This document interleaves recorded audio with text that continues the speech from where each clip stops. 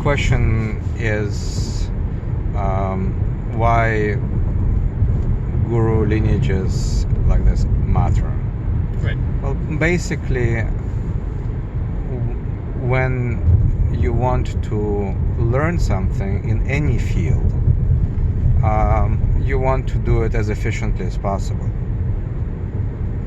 within reason.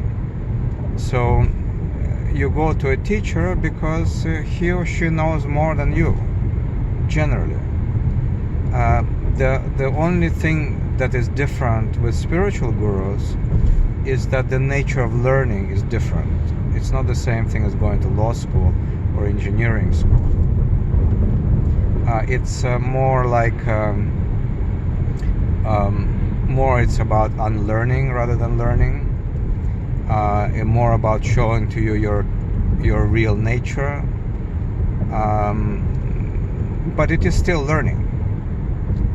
And so you go to someone who understands a few things, and they try to teach you that. That's all there is about it. But you can ask me more questions. Well, that's all great, but that doesn't really answer the question about lineage.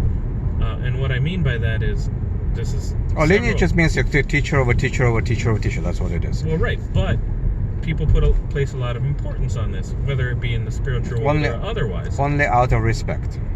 That's only reason. Okay, but what I mean to say is, when you try to go be something in whatever field it is, yeah, okay, let's say there's a swordsmith and he taught all of 10 people how to make the sword the right way.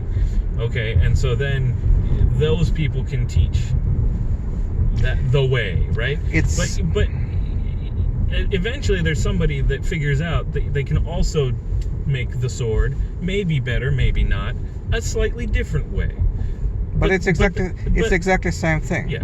It's so for example, I mean, you can look at me. I have had more or less I've had 3 important teachers. My Indian teacher did not have a lineage. He just happened. So and then when I talk about, say, for example, Shivananda, he most certainly had a guru. And he trained a lot of people, and some of these people have trained other people. Some of these people failed miserably. Not all of them. Some of them were not great teachers, and some of them were great teachers. And by the way, I'm not commenting about any of them, but I can tell you that Shivananda had a very big throughput. I mean, he had a lot of people after him. Not after running after him, but running, after his death. A lot of people, he produced quite a few really, really capable disciples. And they were not capable because he was capable. They were capable because they were capable, and he gave them competent assistance. We're avoiding the whole nitty-gritty of it, but that's the whole thing. So is it possible for you to just wake up by yourself? Of course, it happens all the time. Is it possible that some guru will come in the middle of the night to you physically or in a dream and teach you? Yes, it's possible. And on and on and on. All of these things are there.